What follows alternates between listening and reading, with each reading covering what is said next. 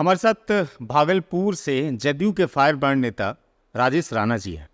आपकी नज़र में कैसा रहा विकास 5 साल का? विकास का अगर मुद्दा पूछते हैं तो अजय मंडल जी 2019 में निर्वाचित होकर के भागलपुर लोकसभा से सांसद के रूप में दिल्ली गए जी गए। और 2019 के बाद ही अब देखे होंगे भागलपुर नौगछिया के बीच जो गंगा सेतु पुल हो उसका समानांतर पुल का भी क्रियान्वयन शुरू हो चुका है। काम शुरू हो गया। उन्होंने चुनावी घोषणाओं में कहा था कि चुनाव जीतने दीजिए और पीरपैती बाराहाट तक मिर्जा चौकी तक 4 लेन बनवा रहे हैं। 4 लेन में ही काम चालू हो चुका।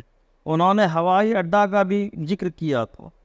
हवाई अड्डा के लिए भी आधिकारिक घोषणा हो चुकी है और वहाँ पे मुआयना भी पदाधिकारी जाके करना ठीक है, जो कि आज दिन तक इस कालखंड में भागलपुर में नहीं हुआ है। और क्या लेकिन ये सारे विकास पर जो आप कह रहे हैं इन सब पर तो उपलब्धि सैयद शाहनवाज हुसैन साहब भी कहते हैं, कुछ चीज़ों पर अजीत शर्मा भी कहते हैं और कुछ चीज़ों पर तो डॉक्टर निशिकांत दुबे भी कहते हैं। प्रजातंत्र है बोलने की सबको आजादी है। लेकिन अगर इस स्कूल के हेडमास्टर हम हैं तो मेरे कलम से ना सब कुछ चलेगा। और आपको मालूम होना चाहिए जितना भी विकास का कार्यकलाप होता है उसका जिला का अध्यक्ष होता है MP, जो लोकसभा का सांसद होता है। हम नहीं हो सकते, आप नहीं हो सकते। तो फिर ये क्यों कहता है लोग कि कोरोना में हमने सांसद साहब को नहीं देखा? भारत सरकार का क्या गाइडलाइन था? क्या गाइडलाइन था कि लोगों से दूरी बनाइए, घरों में रहिए, बाहर मत निकलिए। तो क्या सांसद के लिए भी यही चीजें हैं? कुछ मुट्ठी भर लोग फेसबुक पर अपने आप को प्रसारित करने के लिए कुछ इधर उधर चंदा चिट्ठा करने का काम किया और चर्चा के विषय में बनने का काम। अब अजीत शर्मा जी मैदान में है। अजीत शर्मा जी भी तो शहर में 3 टर्म से विधायक हैं। वो भी तो कहते हैं कि एयरपोर्ट हमने कोशिश किया, हमने भोलानाथ फ्लाईओवर के लिए कोशिश किया। हम तो लगातार सवाल उठाई रहे। अगर हम कह देंगे दिल्ली का कुतुब मीनार हम ही बना लिए, वो इतिहास के पन्नों में गवाह है ना। तो भागलपुर के लोग तो इस मामले में कहीं न कहीं असमंजस में है ना कि दरअसल ये कौन लाया। आखिरकार कांग्रेस जो इतना दिन तक सेंट्रल में गवर्नमेंट में थी तो भागलपुर का हवाई अड्डा क्यों नहीं हुआ? कांग्रेस से भागलपुर जिला से मुख्यमंत्री रह चुका है बिहार में, हवाई अड्डा क्यों नहीं बना? अजीत शर्मा जी को इसका जवाब देना चाहिए। और अजीत शर्मा जी पिछले 7 साल के कार्यकाल में एक भोलानाथ फ्लाईओवर पुल का निर्माण नहीं करवा पाए। ये सेंट्रल सरकार की देन है और NDA सरकार की देन है जो आज भोलानाथ पुल का निर्माण कार्य भी शुरू हो रहा है। अजय मंडल के कार्यकाल में शुरू हुआ है। इसके पहले भी तो शर्मा जी विधायक थे हिसार के।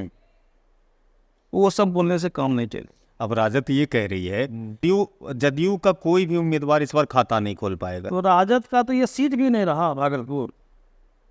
राजद तो पहले हार मान चुकी है भागलपुर से।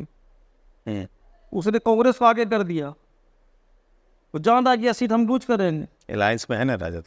अलायंस में रहने का मतलब क्या है?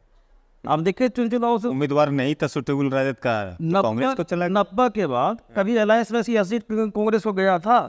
आज कौन सा मुसीबत आप पर ये जो यह सीट कांग्रेस को देना पड़ा भागलपुर? इसलिए वो जल्द आए सर्वे में देख लिया ये सीट हम हार रहे हैं। अजय मंडल का आगे मेरा कोई उम्मीदवार नहीं टिकेगा। सब जगह राजद तो नहीं न लड़ेगी, सीट शेयरिंग भी तो मायने रखता है। भागलपुर सीट 90 के बाद जब से लालू जी का उदय हुआ है बिहार में, उस समय से अब तक कभी कांग्रेस को दिया ही नहीं उन्होंने। आज क्यों कौन मुसीबत आ गई? ये सीधा सीधी हार का सामना नहीं देखना चाह रही क्या? लेकिन लालू जी के राजपाट में कभी किसी कब्रिस्तान की घेराबंदी नहीं हुई कि कभी किसी मदरसा में शिक्षक को सरकारी नियुक्ति नहीं किया गया था। लेकिन नीतीश कुमार के ही कार्यकाल में मदरसा में शिक्षक की बहाली हुई।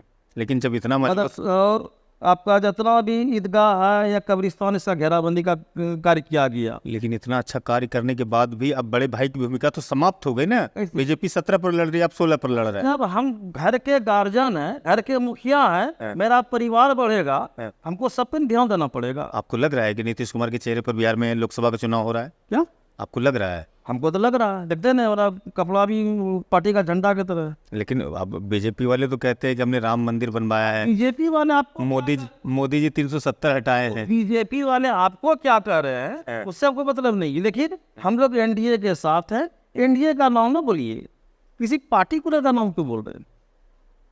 जदयू के विषय में तो बस यही बातें हैं कि अब जो वो नीतीश कुमार जी मोदी जी के साथ आए हैं, सिर्फ और सिर्फ यही था कि लोकसभा में डर था कि अगर हम अकेले लड़ेंगे तो फिर हमारी हार हो जाएगी, जो हमारे पास सांसद है वो भी सिमट के रह जाएगा, इसलिए मोदी जी के पास चले आए। ऐसा नहीं, यही विरोधी का भाषा, ये विरोधी का अपना भाषा। और अगर आरजेडी में इतना हिम्मत था, कांग्रेस में इतना हिम्मत था, तो वो भी 6 पार्टी के समर्थन से चुनाव लड़ रहे हैं। आपकी पार्टी विकास खूब करते हैं, मुख्यमंत्री नीतीश कुमार जी सुशासन की सरकार चलाते हैं, कानून व्यवस्था की सरकार चलाते हैं। शासन की ही सरकारें चलाते हैं।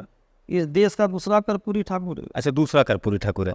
अभी होली के ठीक एक दिन पहले, जिस दिन धुरखेल था, उस दिन गोराडीह में एक बड़ा सड़क हादसा हुआ, और कहते हैं कि पुलिस ने कई ऐसे वृद्ध लोगों पर भी मुकदमा दर्ज कर दिया है, और आज वो सलाखों के पीछे है। ये सुशासन की सरकार। सुनने में आया है कि गोराडीह थाना के इर्द गिर्द सभी दलित समाजी रहते हैं, और कोई बड़ा वाहन किसी एक गरीब की झोपड़ी में चला गया था, इसमें एक महिला की मृत्यु भी हुई। जी हाँ। और स्वाभाविक है, किसी गांव शहर में अगर किसी के घर में यातायात को सुविधा हो और बस चले जाए या ट्रक चले जाए या मृत्यु हो जाती है, तो ग्रामीण जरा सा भड़काऊ आएगा। अगर वहाँ का थाना अध्यक्ष के द्वारा जो आदमी इसमें शामिल भी नहीं है उस आक्रोशित मार्च में, अगर वैसे सब लोगों को पे मुकदमा किया गया या नामजद अभियुक्त बनाया गया है, मैं इसकी कड़ी निंदा करता हूँ। और हो सकेगा तो मैं इस पर एसपी साहब और डीआईजी साहब से भी मिलने का काम करें। सरकार आपकी है, पुलिस आपकी है, और इस तरह से अफसर साहब, इस विषय में हम अभी कौन कॉल सुने, लेकिन मेरे पास कोई लिखित नहीं आया।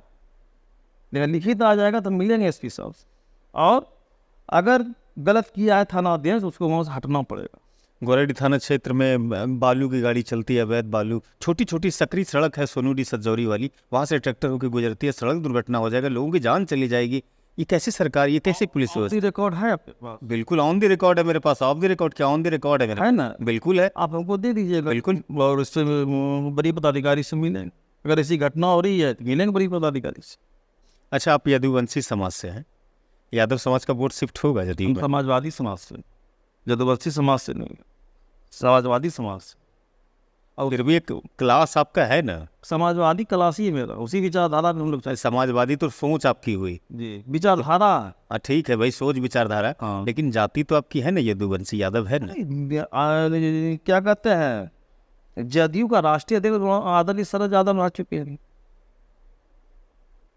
अब शिफ्ट होगा यादव का वोट? बीजेपी में जनार्दन बाबू उस समय रह चुके हैं सांसद, जब बीजेपी चरण पे नहीं थी। अभी 2024 के लोकसभा की बात करिए ना, यादव वोट शिफ्ट होगा जदयू? एकदम शिफ्ट हो रहा है, एकदम शिफ्ट हो रहा है। ये दावे के साथ कह रहे हैं ना? एकदम दावे के साथ कह रहे हैं। जब हम बोल रहे हैं तो आपको दावा नहीं लेना चाहिए। लालू यादव को आप चुनौती दे रहे हैं एमवाई के समीकरण को? काहे नहीं दे रहे? लालू जी इसने सबसे पहले आरजेडी का सीट यहाँ से गायब कर दी, भेज दो कांग्रेस को, हार वहाँ पतन होना तय। जो व्यक्ति को भागलपुर की पब्लिक मौका दे दी, नहीं कर पाया कुछ। आपको टक्कर मिल रहा है कि नहीं अजय शर्मा से? कोई टक्कर नहीं है, कोई टक्कर नहीं। 3 वर्ग विधायक है, कोई टक्कर नहीं। 1200 जीता है। 1200 से जीता अलग बात है, जनाधार भी है। हम 3 लाख से जीते। स्वर्ण वोट पर सेंध लगाएंगे वो? हम बोले ना कि एनडीए सभी जाति धर्म संप्रदाय में विश्वास रखती है। स्वर्ण क्या होता है, वसन क्या होता है, ये हम लोग नहीं जानते। चलिए, समय देने के लिए बहुत बहुत शुक्रिया, धन्यवाद। तो ये जदयू के फायरब्रांड नेता, जैसे मैंने अपनी भूमिका में कहा, राजेश राणा जी थे, जो कह रहे थे कि अजय मंडल विकास के मुद्दे पर चुनाव लड़ेंगे। जाहिर है कि पिछले मरतबा 3 लाख वोटों से जीत दर्ज किए थे, इसका आंकड़ा इस बार बढ़ेगा। वजह यही है कि भागलपुर में विकास हुआ है। फिलहाल इस तरह के वीडियोस के लिए आप हमारे यूट्यूब चैनल को सब्सक्राइब कर दीजिए। फेसबुक पर भी देख सकते हैं आप मुझे, मेरी खबरों को, तो वहाँ आप देखने के लिए लाइक कीजिए और फॉलो कीजिए।